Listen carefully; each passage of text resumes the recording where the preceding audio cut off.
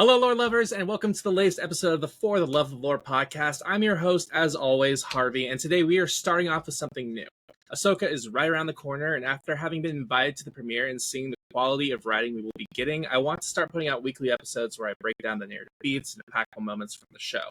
Also, for the first time ever, this episode will be available on Apple Podcasts, Amazon Music, and YouTube. And to top it all off, we have a very special interview with one of the best up-and-coming combat designers in the video game industry.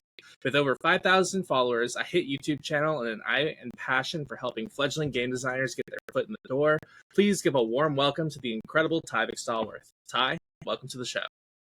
Glad to be here. Thank you for having me on. Now, Ty, you've worked for a lot of pretty big studios, such as Sucker Punch, High Moon, and Naughty Dog. Tell us what that was like.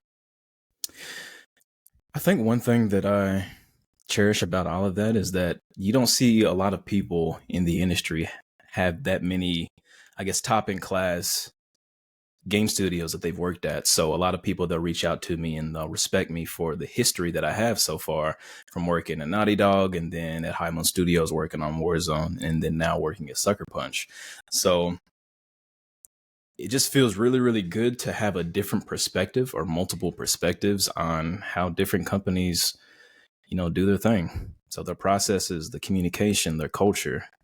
Like I can take the best that I've gotten from every single company and then take that to the new company and then flourish there and inspire and invite new pipelines and workflows and communication strategies to their company, which is a treat. I like to make things more efficient for the companies that I do like to work at to get so that they can get the most value out of me that, I can give. So I love that aspect.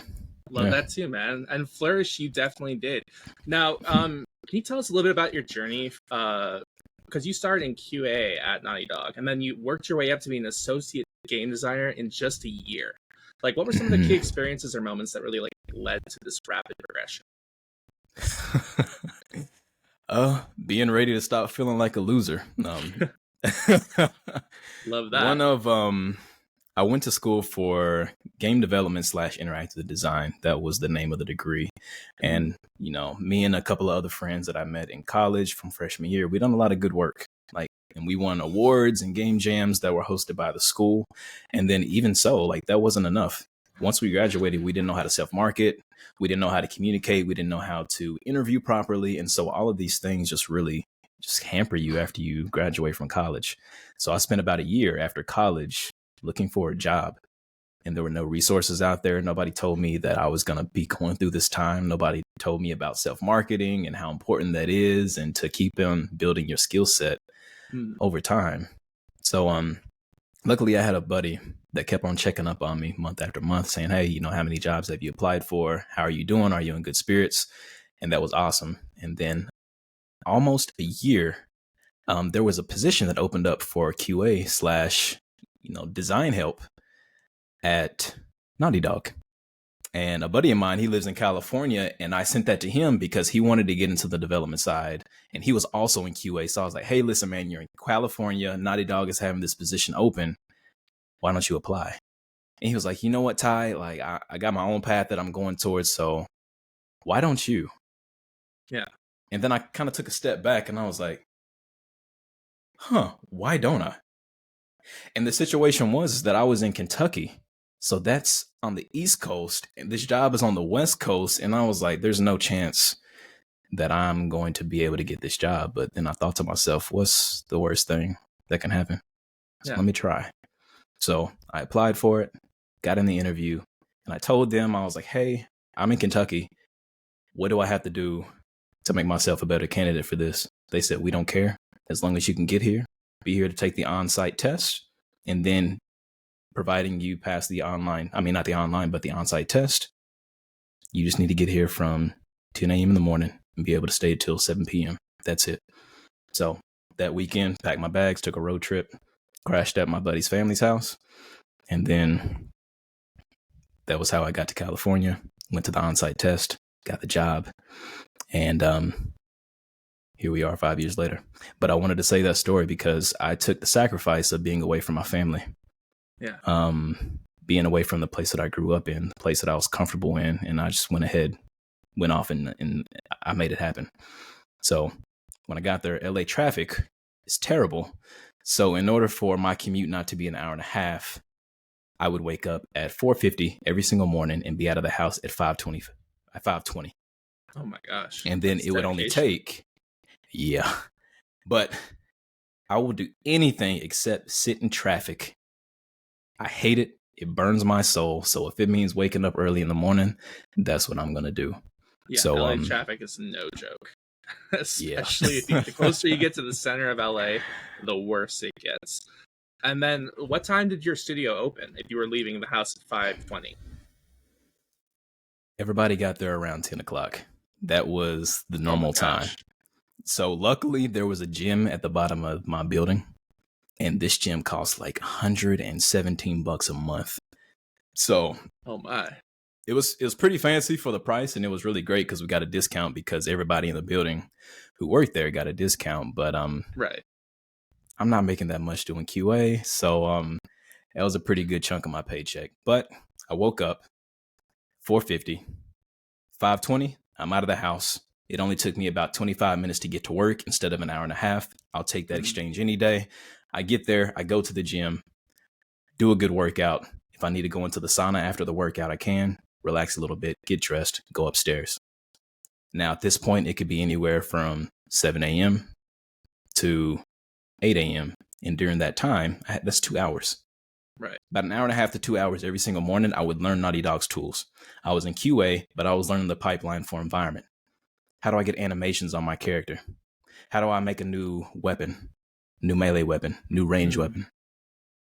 And then so I done that schedule for the whole time I was there, which was almost 2 years, a month shy of 2 years.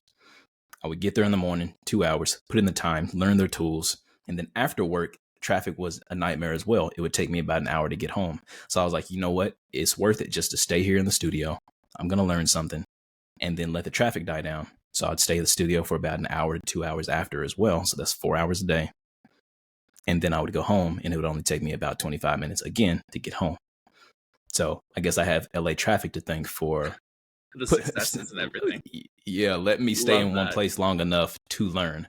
But I think the moral of that story, and which is why I kind of went down this whole tangent of my backstory, is because I made the sacrifice of leaving home. I wanted to win so bad that I went away from my family, went into the unknown. I had a place to stay once I got to California, so that's more fortunate than, other people that just go there hoping and wishing that something's going to happen. But I took that chance. I went with it. It was something that I really, really wanted. And I sacrificed the sleep.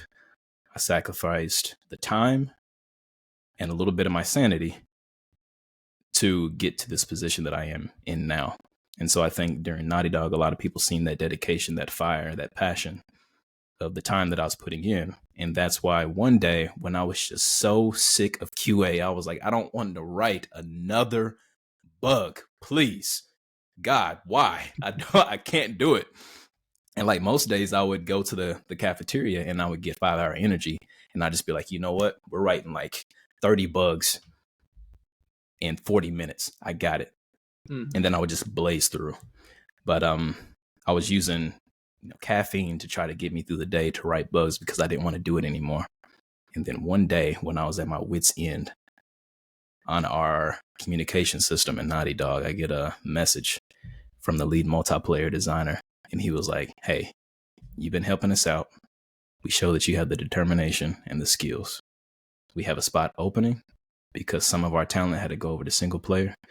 We want you on the team. And then that was the moment that I finally broke into the developer side of making video games. And that was probably the proudest moment in my life, in my career, because I worked hard for that. I slaved for that, sacrificed for that, and I finally got it. So that's the story. That's the story. The testament that hard work pays off. Like you don't really see that too often. Like in this day and age, it's always like if you wish and you want something hard enough, like maybe it'll happen. But you're the testament that hard work does pay off. So Ty, let me ask you this. Yeah. So as many of your 5,182 followers, and yes, I looked it up before we started the podcast, but as many of your 5,182 followers can attest to, you have become this figure in the industry who has made his mission to champion the developers who are struggling to get into the industry. They're fresh out of college, they don't really know what to do. And I guess what my listeners want to know is, what drives you to take on this role? Nobody else is going to do it. Yeah. The industry doesn't freely give knowledge back. They give surface level knowledge, but they don't give practical, grounded, and raw knowledge that people can really grasp onto. So I take my experience from going back to my hometown after graduation for that year, feeling like a loser, don't want to even look my mom in the face because I feel like a complete failure. Looking at all my friends and I'm talking about I'm going to go off and I'm going to do great things, and then now I'm back at home. Yeah. And they're looking at me like, you failed. Or at least that was my perception of what they were thinking about me. And so I know how depressing that can be during that time, how much of a loser you can feel like during that time. And if I never made it in, I would feel lost, because video games is all I ever wanted to do from the age of 11 when I first found Little Big Planet.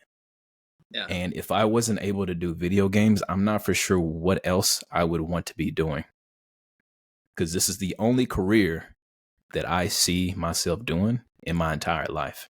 It has to be centered around video games. I have no interest in anything else at all.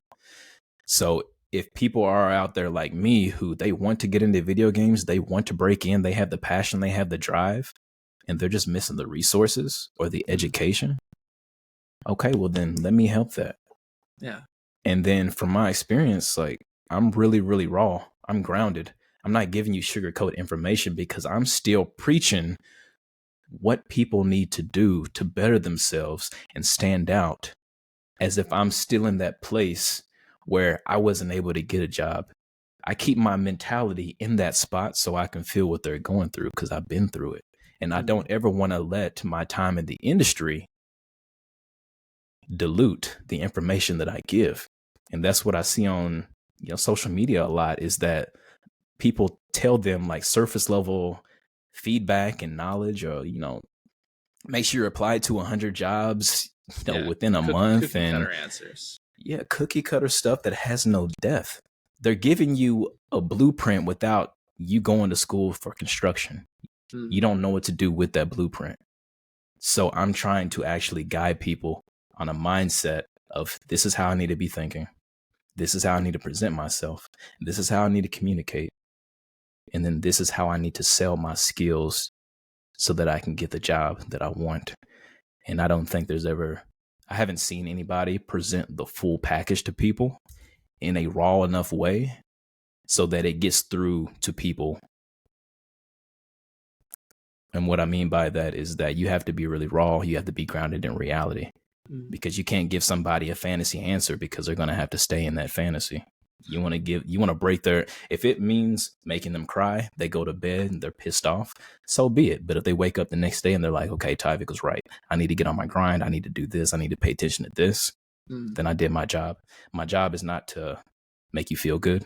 My job is to get you results. And so that's the mantra that I live by. I'm not here to make friends. I'm here to make people employed or carry out the dreams that they want to go towards. So, yeah.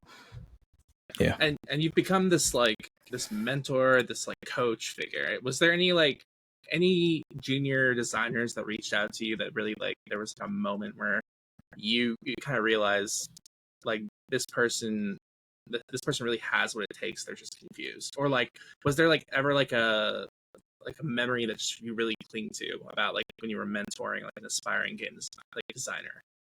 Mm-hmm. There was I'm going to say his name, not going to say his last name, but all right. I hope he watches this. But yeah, there was a guy named Kenny that reached out to me, and he was like, hey, Tyvic, I'm interested in combat design and I'm looking for a position. And he was like, I haven't been having any traction in the last year since I graduated. And he was like, I seen one of your videos that said just reach out, or a post that said just reach out. And he was like, so that's what I'm doing. And so later that week, I was like, you know what? I'm going to give this guy a chance. I'm going to spin up a video call and then see what I can do to help him out. And so as I am helping, or as I'm listening to him just tell me, you know, what he's been through, what he's trying to get to, and then what he's been doing in the meantime, I was like, oh, you have the curiosity, you have the skill set, you have the right mindset for all of this. But when was the last time you were in the engine? When did you actually make stuff? And he took a pause and he was like, I guess like 5 months ago. Oh, man. And I was like, okay, well, let's start with that. So you're expecting somebody to hire you, but you're not actually doing the thing that you want to be hired for. You haven't touched it in 4 months. Yeah. And he was like, when you put it that way, it kind of makes sense. And it's like saying you want those muscles, but when was the last time you were in the gym, right? Exactly. Yeah. Exactly. Okay. So after that, the other factor was communication. So he was nervous. So the interviews that he was in, he didn't really go in there and take the reins and control the conversation. Mm-hmm. So I taught him techniques on how to go into the interview, teaching you that you're actually in control of the interview as much as you want to be. You're not at the interviewee's pace, or you're not at the interviewer's pace. You can make your own pace. Yeah. So you can always say, okay, give me 1 second. Let me, write this down in my notebook right quick. Let me think about this. You can do that. They don't care. They love that. You don't have to verbal vomit an answer out of your mouth in 0.2 seconds after they finish asking the questions. You don't do that. You can calm down, take control of the situation, calm yourself, breathe, ask them questions, not interview related questions. Ask them what they're into. What games are they playing? Soften it up. Kill the interview vibe as quickly as possible. And so I told him about that. So get in the engine, work on your communication, go in there with confidence. And then there was another strategy that I told him. He was like, how do I design on the fly? Because I feel like that's going to be something that I can do. And if you don't know, if you're in a game design interview, they're going to tell you to reapproach your design from a different angle on the spot. And so I was like, you know what? Play one of your favorite games. Mark down the 3 top things that you like about the game.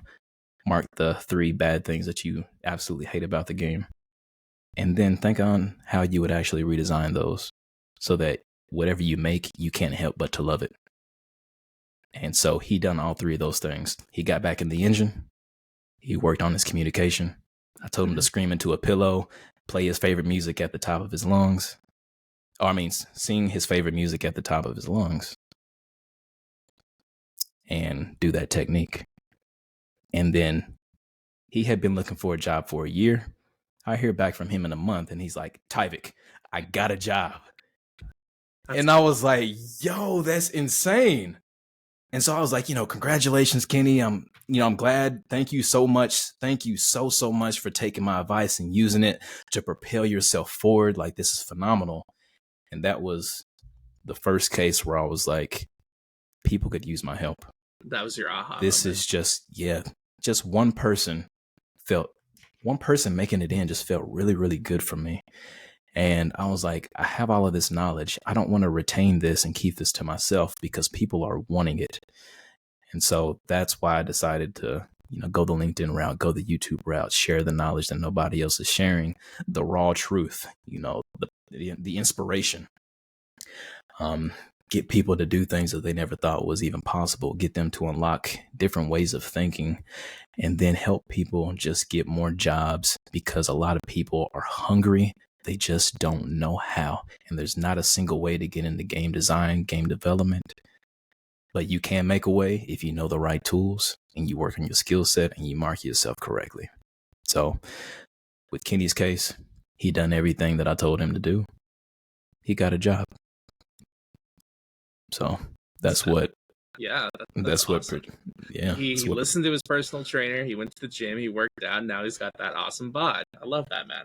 All right, exactly. So let me ask you some more questions about like what it's like being in the combat design role. So I know your portfolio and your passion highlights your interest in really designing player mechanics and combat systems with like intuitive game feel, backed by like lore and narrative. But like, how do you ensure that when you're working on a game, that your combat design aligns with the game's narrative while providing engaging gameplay mechanics?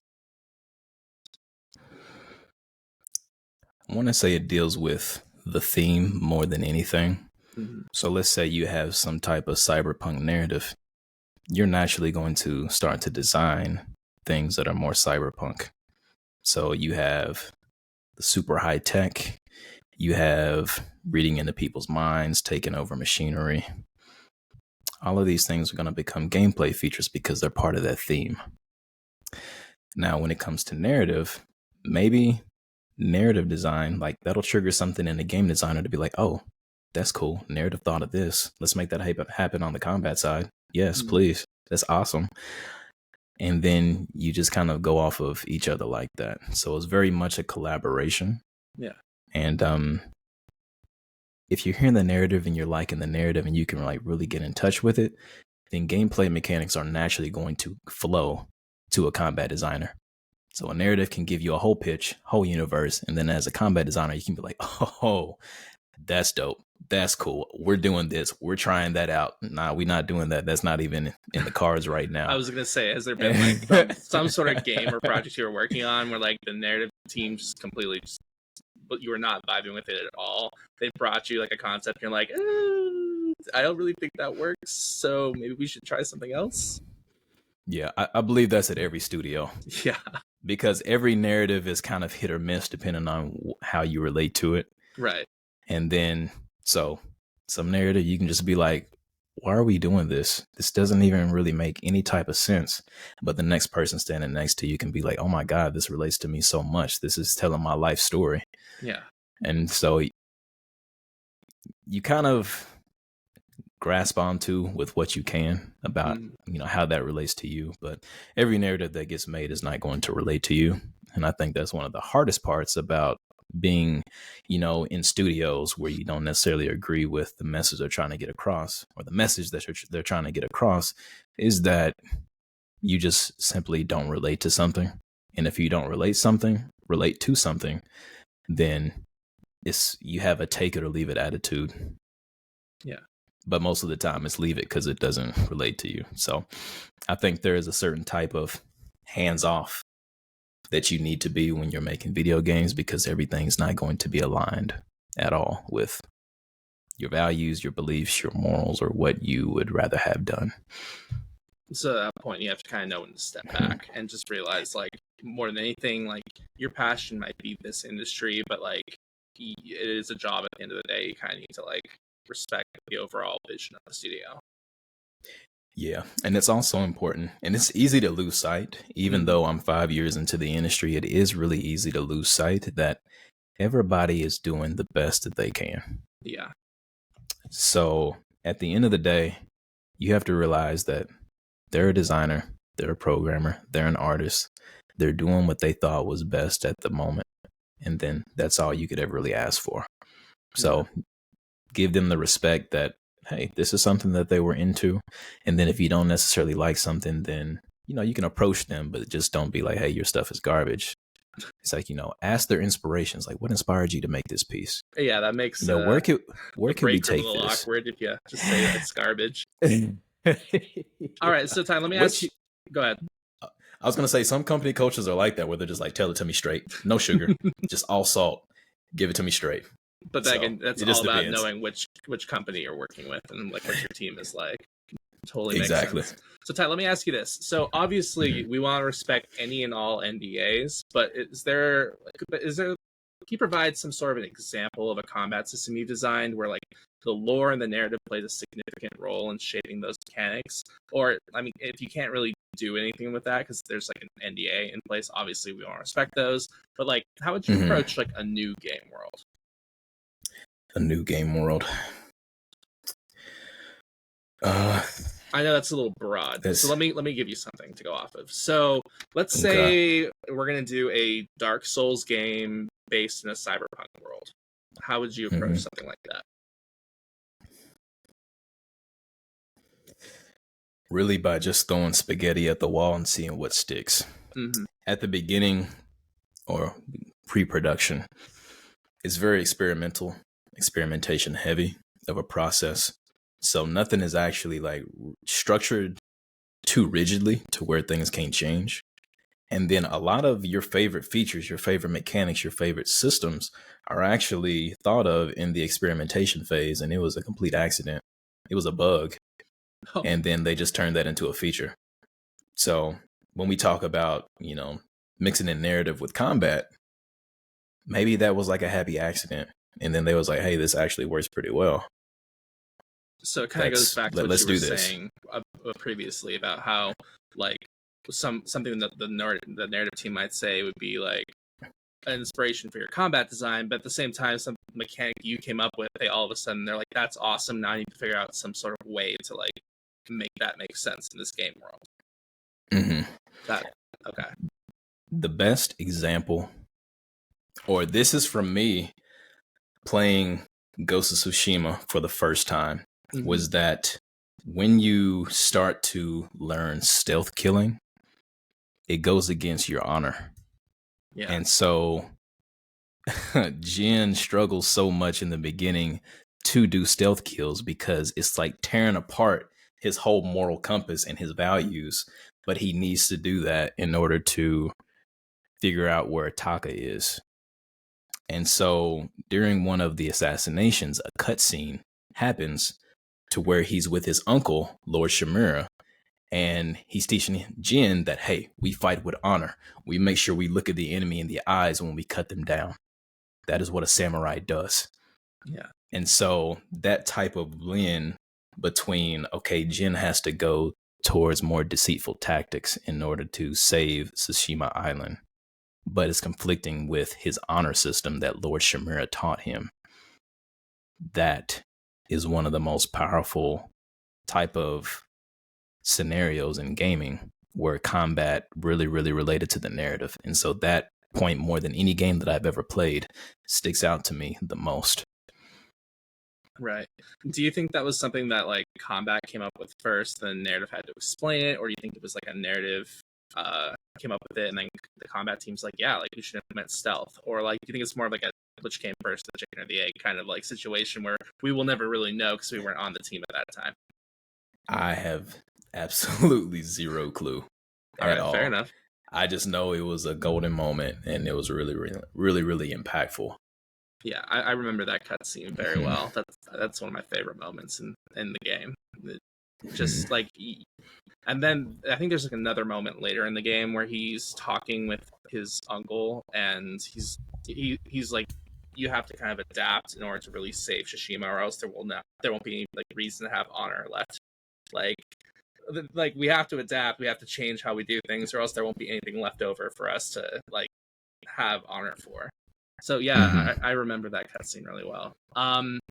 So let me ask you this time. As a technical combat designer, you've held roles at studios like Sucker Punch, High Moon, and Naughty Dog. So how have the lore and the narrative aspects of these games that you've worked on influenced your approach to designing combat mechanics over the years?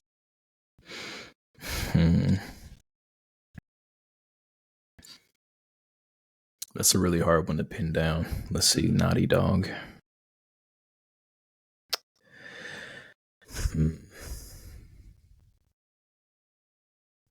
That's really interesting.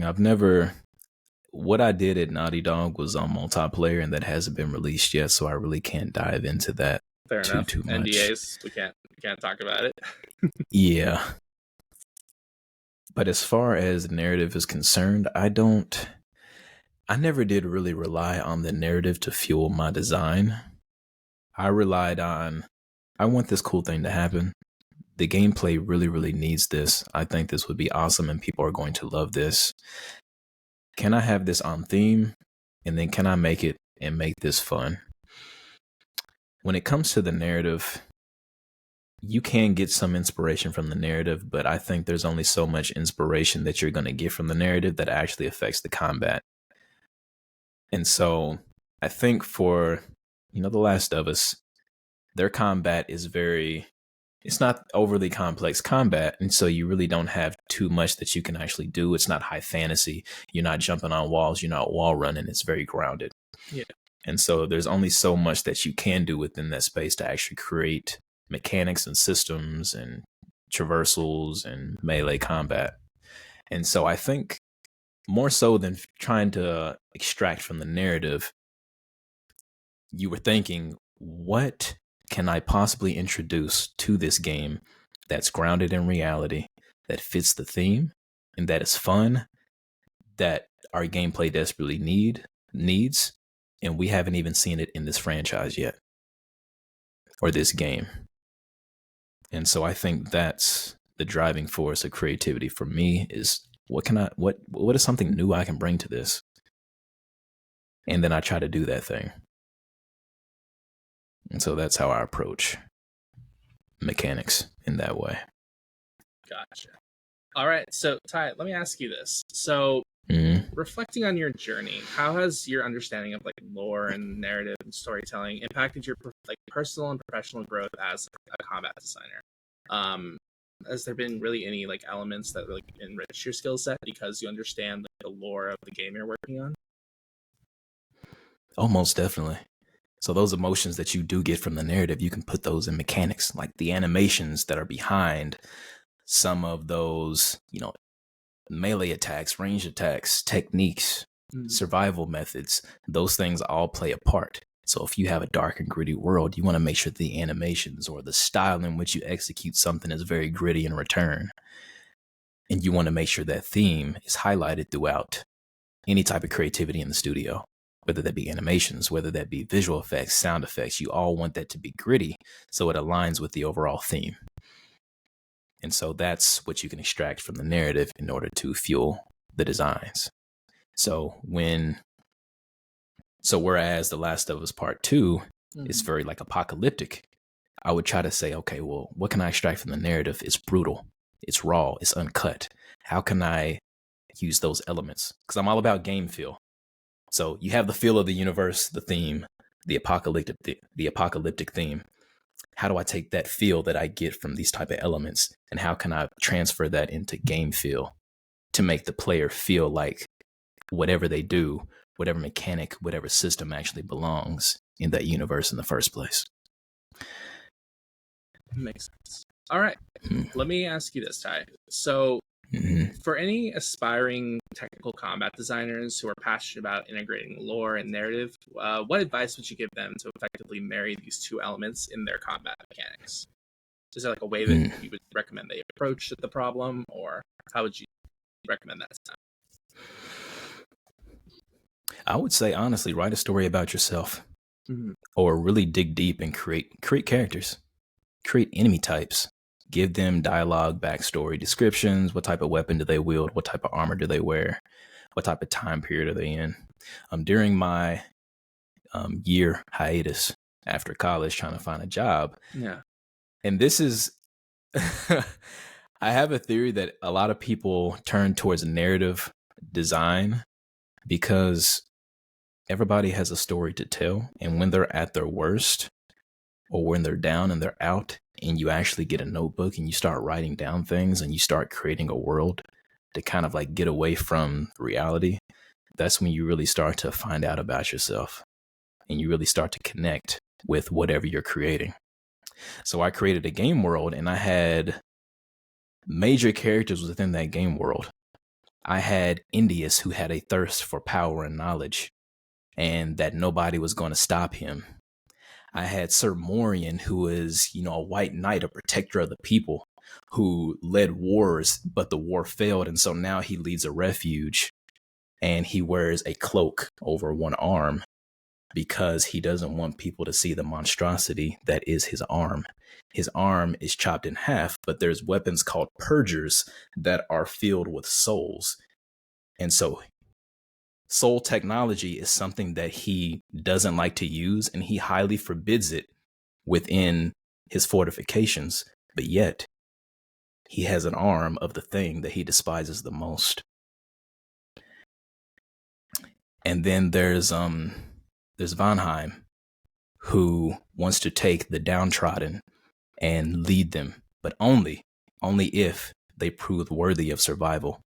If they have the will to survive, he will take you in, he will nurture you, and he will try to teach you ways to survive in this cruel world. And then there is the king who was betrayed by his people. His queen stabbed him in the back. And then the thing about the universe is that there is a substance that if you get into contact, you get blessed with undeath. Or maybe that's a curse. And so you rise back up. These things are called arisen. Mm-hmm. It's called arisen because Dragon's Dogma. I love Dragon's Dogma. You're called an arisen, but I thought it sounded familiar. Yeah, but he is now an arisen. And he watched his queen walk away from him after she stabbed him in the back. But the thing is that after he woke up, he felt this undeniable freedom of not having to carry a kingdom on his shoulders anymore. So now he was free. Now he was able to be as brutal as he wanted to without showing sympathy or empathy because his rule was going to be questioned. Mm-hmm. And so as I started to write all of those characters down, I was like, whoa, this are all separate elements of me. Yeah, I didn't even notice that while I was writing it down. I was gonna say, Vanheim is who you've become. You've become this presence for the downtrodden that, like, if you're willing to put in the work, I'm willing to help you. That's awesome, man. Exactly. So I think the best thing in order to get the best narrative out of your games is figure out the narrative that's within yourself. Identify yourself, what you're passionate about, and what makes you you. And I was able to do that. So I think being able to do that and write that story, I now have experience writing narrative.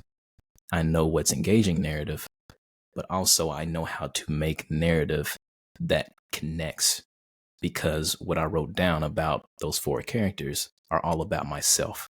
So deep analysis, character traits, personality types, all of these things I now have in my arsenal in order to be able to effectively break down narrative or write it if need be. So gotcha. Know the narrative about yourself, and then that'll be able to allow you to create better narrative overall. It'll influence your next story. That's a really good way of looking at it. So Ty, let me ask you this. I need to come up with a better way to introduce these questions. But Ty, looking ahead, where do you see the video game industry job market heading for an aspiring designer who may have a strong inclination towards lore, narrative, combat, any of these things? In your own personal opinion, like, what can the industry do to help bring in new developers and fresh blood? That way the games we get are more, I don't want to say original, but it allows for there to be fresh life into these studios and these new games. Teach them. Give knowledge back. We have so many subpar graduates because we're not actually teaching the knowledge that they need to learn. We're teaching maybe about 20-30% of it, and then we're like, okay, we got your money. Here's your degree. Okay, go off. Good luck. What do you expect to do with that? Well, let me ask industry change. I was going to say, like, I think you were about to lead into it, so I apologize for cutting you off. But, like, it's fine. And then how outdated is the information? Because these teachers aren't currently working in the video game industry, unless some of them are doing it, like, part-time. How outdated is the information that these students are, like, learning?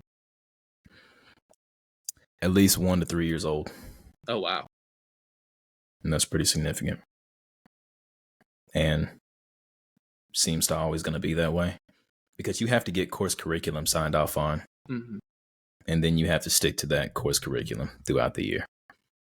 And then a lot of the professors that are at universities, hopefully they have been in AAA or some type of indie industry, AAA, AA, whatever. But a lot of them have not. So their knowledge is very limited in a sense. And so even if somebody gets into AAA for 10 years and then they go to teach at a college, eventually their skills are going to atrophy and they'll no longer be current. But skills can always be found online. There's a lot of people out there having videos on YouTube on how to do things.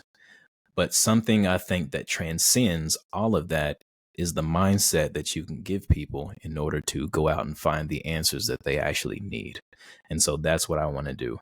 You're probably, I'm not going to say never, but you're probably not going to see me post any type of how-to tutorials in depth about how to do one specific thing, because that's going to become outdated. But I can teach you the philosophy that goes behind those decisions, the inner design that transcends any type of studio that you work at, the methods and ideologies that go behind that so that you'll be prepared for every scenario, the mindset so that you can have grit, perseverance, know how to handle communication chains and communication errors, and then get back on your feet. Those are the things that I care about more, because those get you to a spot where 10 studios a month are asking for you to join their team.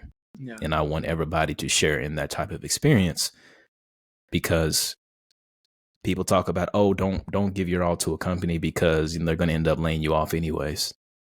It's like, that's a terrible mentality to be telling to people who are struggling to get in, because that's all they want to do in their life. And then you're discouraging them from getting in because you're saying to them, no matter how hard you work, you're still going to get laid off one day. But what if we can teach them the skills to where they're like, I don't care if I get laid off. I don't care if I lose my job, because I know that my skill set, my contribution, my value is high enough to where people are going to want me. That's what I want to teach. And you see some people right now, they've been in the industry for 10 years, 15 years. They get out onto the job market nowadays and they can't find a job. You've been adhering yourself to that one company and their practices, their values, their morals for so long. So once you get out to the job market, you're entitled because of the experience that you do have, but you have to switch it up. You have to be versatile, and you have to be able to take that information that you gained at that one company and apply it to another. And a lot of them don't have that skill. So it's hard for everybody out there because they don't have abundance mindset of, I'm going to work on myself. Anything that I do, I need to make sure myself is growing and progressing and learning, so that way you can go anywhere you want to. So, gotcha. Well, what's funny is my last question, actually, you answered at kind of the start. It was going to be about, was there someone who you inspired and they were able to actually get into their dream role? But you kind of already told that story. So let me do this, Ty. Like, as we're starting to wind down, I really want to thank you for taking the time out of your Sunday to come and hang out on the For the Love of Lore podcast. Thanks for I hope your knowledge and your inspiration really shines through my listeners. I have some of the best listeners that there are, so hopefully they take what you have to say and just really cling to it, glean to it, and they can just utilize it for not only their love for lore, but their love for video games and storytelling. And that there's someone out there who's like, they're about ready to just give up on this whole dream, and they hear what you have to say and they say, you know what, I'm going to give it another shot. I'm going to keep going on this. So Ty, before we end, I'd like to do something. It's like a new thing I want to start doing with the podcast. I'm calling it the star round. So you know how in Mario there's like that superstar that you get, and kind of it's like a rapid fire, like like you. I want to do like a series of rapid fire questions just for fun, just so we can kind of wind down. You know, when you're working out, you gotta like cool down. So let's just do a quick rapid fire session real quick. Let's take it away. So let me play that. All right, sounds good. All right, so let me see if this sound effect might be super annoying. I kind of just downloaded it, so if we hate it, it's never going to be on the podcast again. So,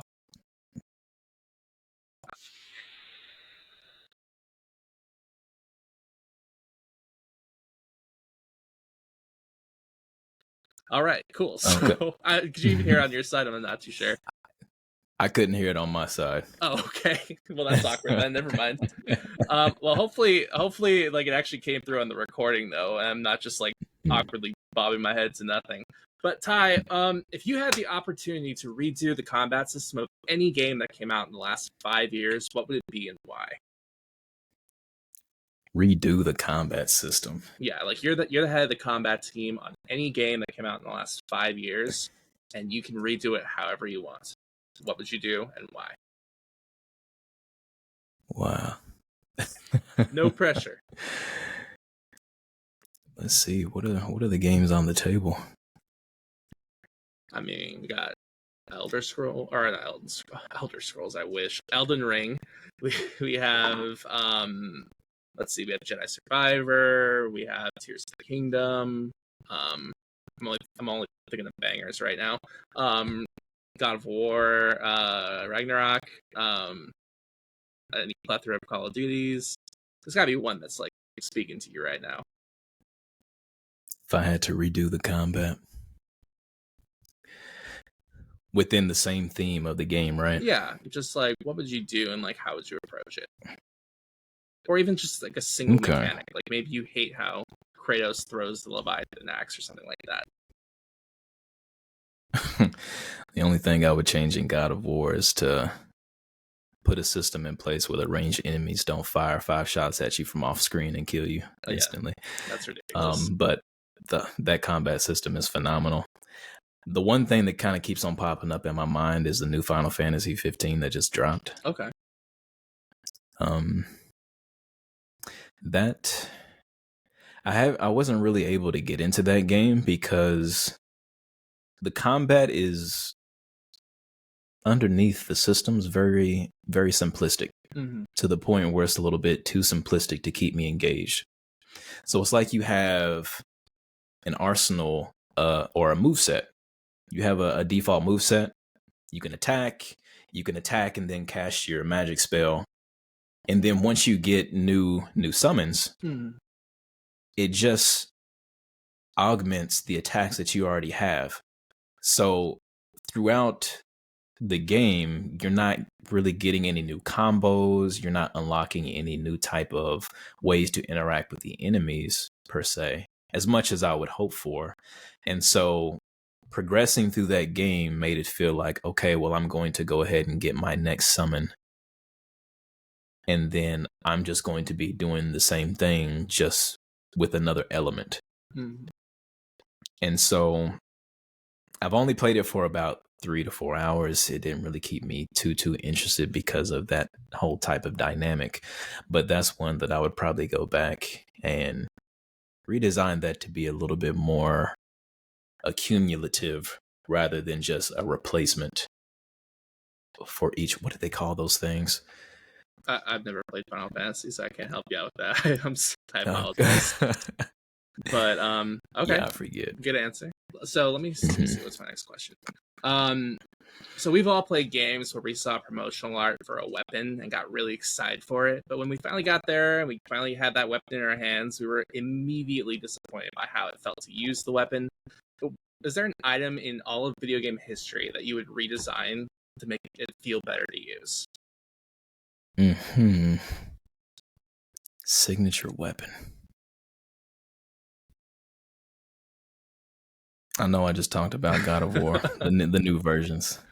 The other thing that I wanted more from it was the Blades of Chaos. Yeah.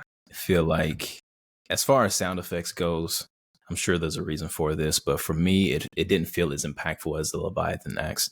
Now, the Leviathan axe is a little bit heavier, it's a little bit weightier, so it hits a little bit more, impactfully. But the Blades of Chaos, the sound effects never really, when you hit an enemy, they never really felt like I was actually hitting the enemy, but I was just slicing at the air. So I guess for me, I just wanted the Blades of Chaos to have a little bit more impact from a sound effects standpoint, visual effects standpoint, and then enemy reaction. But even so, that's probably very, very minor. But I was looking for a little bit more there. Yeah, I will say one of the stupidest things they did in those newer games was you had the ability to kind of like target where you want to throw the Blades of Chaos, and then you can just pull in enemies, right? But then when it came to interacting with stuff on the map, you still had to put in like press triangle in order to throw the Blades of Chaos up there and pull them down. Why not just like actually make that something you could just like select and then throw the Blades of Chaos, pull the thing down I'm trying to use. I would have been a lot smoother gameplay if they would have done that versus just like you standing there trying to like line up your camera so you can like get the prompt like up on your screen so you can actually do it. Like kind of ridiculous in my opinion. I felt that too. And the other thing is about that is that the Blades of Chaos only go so far when you're in combat. Yeah. But in interaction where you had to go up and press circle or something, Oh yeah, it's like half a those cliff. things would stretch like like a mile long, and it would grab onto what it needed to, and then you would pull it in. But in combat, it would go like 2 steps in front of you and then retract back. So yeah, gameplay reasons, of course, but I always was just like, but narrative reasons doesn't make any sense. Why? Yeah, I get that. I get that. Okay, so yeah, you're offered a paid 30-day vacation by your work to travel to any game world. Which one do you go to and why? any game world. Huh. And it's paid, which is awesome. It's paid. 30-day paid vacation. They're like, Ty, you're killing it in this combat work right now. Like, we want you to go to insert place here and spend a 30-day paid vacation with your lovely girlfriend and just explore. Like, where would you go? Oh, so in reality. Oh no, I'm talking about like they're opening up a special portal at Sucker Punch that they just happen to have because they're Sucker Punch, and you can just walk through it and go wherever you want, man.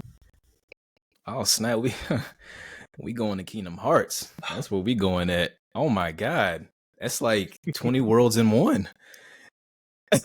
Or it's just get that to wield some keyblades. Yeah. Oh, it's just that one kingdom area. If it's just that, that's fine. Oh no, too. I'm see Mickey. Yeah, what? I'm teasing. But... yeah, we can hit up Mickey Mouse and Minnie Mouse and see Donald and Goofy, Pluto. So you're going to Disneyland. Yeah. Yeah. Okay. Yeah, that's the most bang for the buck. Plus 30-day vacation to Disneyland. Yeah. Plus, one of my favorite combat systems is Kingdom Hearts. Not Kingdom Hearts 2 is my favorite. Kingdom Hearts 1 was great. Kingdom Hearts 2 took everything that Kingdom Hearts 1 and just did it phenomenally better. Kingdom Hearts 3, yeah. You know, I was going to say they should really make a third one. Yeah, we waited a decade for the third one to come out, and it just fell flat for me. Just wasn't my game. All right, Ty. So, the zombies have finally ransacked the known world, but you made it to Area 51. There you found an arsenal of every video game weapon known to man. The second you pick one up, the others will crumble to dust. Which weapon are you grabbing to help you survive the onslaught? Oh, let's see. And for the sake of this argument, you get unlimited ammo. I was just about to ask that. There's so many choices. You might as well get a melee weapon that doesn't break. Dude, I have the strangest urge just to wield like double needlers from Halo. Oh my gosh. If that had infinite ammo, needler. Dude, you just like hold up behind some chain link fence and just yeah, watch them explode. That, and then let's see. I think that's pretty much. Yeah, needlers would probably be hands down number one. If it had to be a souped up melee weapon, it's probably gonna be the chain gun or the chainsaw gun from Gears of War. Oh Love that thing. Yeah. Oh, what was that called? And while we're in that, the Hammer of Dawn, God. we probably bringing that with us too. Jack's actually gonna murder us for not remembering what was it like. I think the shotgun was called a Nasher, but I can't remember what the chainsaw gun was called. And Jack's screaming his head off right now. Like he's losing his mind. I remember the one with the actual blade was called like the Lancer, but like I can't remember what the basic gun was called. Yeah, I can't think of it right now. Oh my gosh. I know my audience is going to be losing their minds too. But anyways, so finally, Ty, where can my listeners connect with you to tap into your insights, your advice, your guidance, incorporating like lore, narrative, combat, any of these sort of questions? Like, where can my audience find you, man? Plug your socials. Got you. My biggest platform is LinkedIn.